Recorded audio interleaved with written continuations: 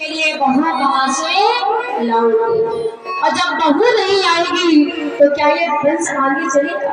आखिर की कथा को सुनने मात्र से कुछ नहीं होता है, इस कथा को सुनने मात्र से कुछ नहीं होता है। कहना तो हम अपने भक्तों से ये चाहते हैं, जितना ज्यादा हो सके तो इस दहेज प्रथा को बंद करें। विचार कीजिए, अपनी कमाई से अगर हम नहीं जोड़ पाते हैं तो क्या पराई धन से घर का जुड़ जाएगा। सोचने वाली बात है। हम सारी उम्र कमाते हैं तब हम अमीर नहीं बन सकते हैं, तो क्या दहेज लेकर के अमीर बन जाएंगे। विचार करने वाली बात है प्यारे। आजकल के जमाने में इस दहेज प्रथा के कारण पता नहीं कितनी बहु बेटियां जिंदा जलाई जाती हैं। आए दिन न्यूज के माध्यम से, टेलीविजन के माध्यम से, अखबार के माध्यम से हमारे भक्त देखते हैं कि पता नहीं कितनी बहु बेटियां जिंदा जलाई जाती है। आइए छोटा सा उदाहरण ले करके चलते हैं। एक गांव में एक पिताजी थे जिस पिता के इकलौती पुत्र थे। एक गांव में एक पिताजी है जिस पिताजी की इकलौती बेटी है प्यारे। अपनी उस बेटी को गुणवान बनाया है, पढ़ा लिखा करके खूब संस्कारी बनाया अपनी बेटी को। अपनी उस बेटी को पढ़ा लिखा करके खूब संस्कारी बनाया। बड़ी ही लोग वाले है वो कन्या। पिता ने सोचा किसी बड़े घर में रिश्ता करूंगा। प्यारे, हर माँ बाप चाहता है कि मेरी बेटी का विवाह बड़े घर में हो। हर माँ बाप चाहता है कि मेरी बेटी का विवाह बड़े घर में हो। बड़े घर में रिश्ता किया। लड़के वालों ने सोचा इकलौती बेटी है, बहुत घर में नहीं। लड़के वालों ने सोचा इकलौती बेटी है, बहुत सारा दहेज मिलेगा। लेकिन प्यारे, पिता के यहाँ देने के लिए धन नहीं था।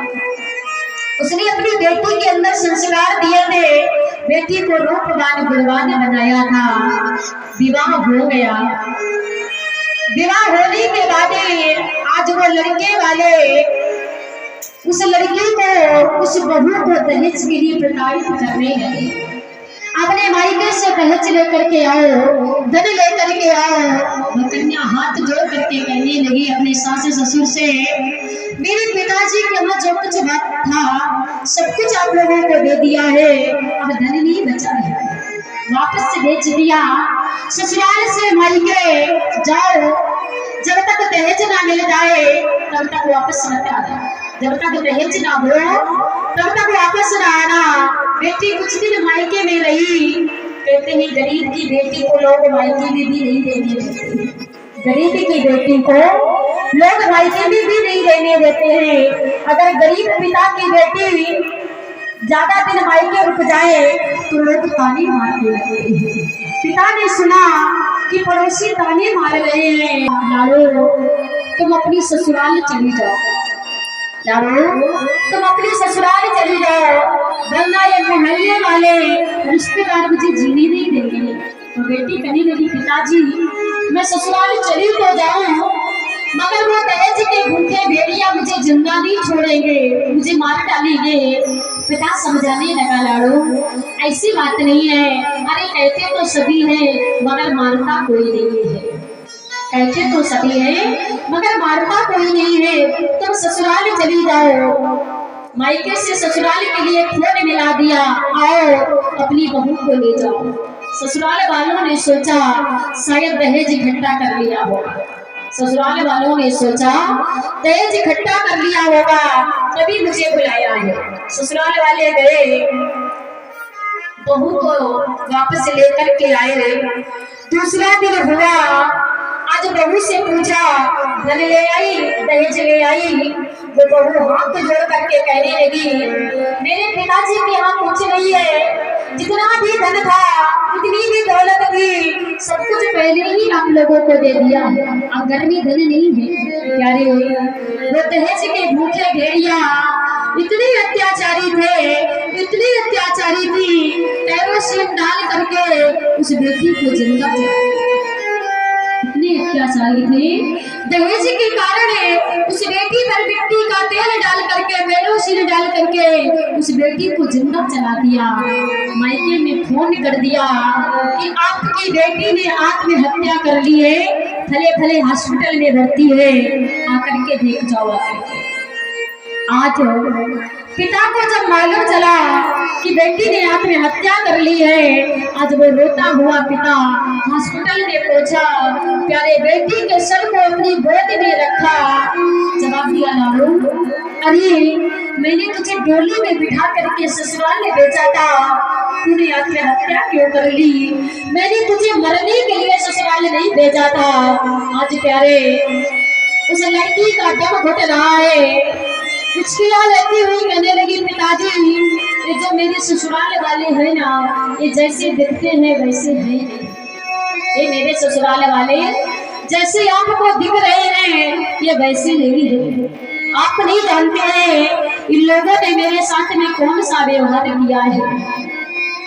पिता ने अपनी बेटी के सर को गोद में रखा, प्यारे आंखों में आंसू आ गए उस पिता की। जवाब दिया, लाडो बताओ तो सही, इस ससुराल वालों ने तुम्हारे साथ में कौन सा व्यवहार किया है?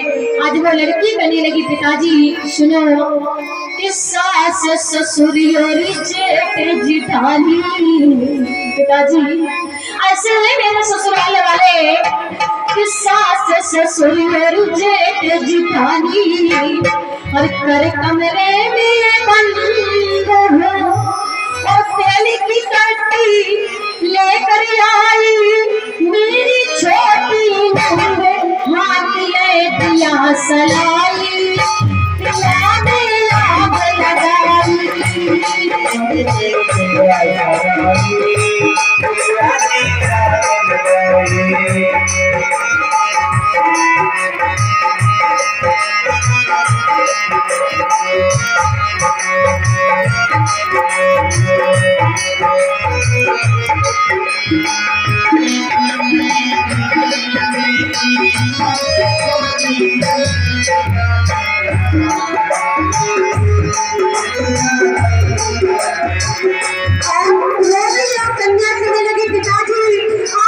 ससुराल वालों को नहीं जानते हैं, विचार कीजिए परमात्मा न करे ऐसा समय आए।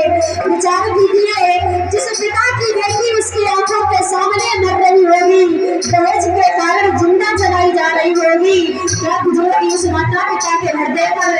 आज फूट फूट करके वो बेटा रो रही हो, पिता रोने लगा है, बेटी कह रही है, पिताजी सास ससुर और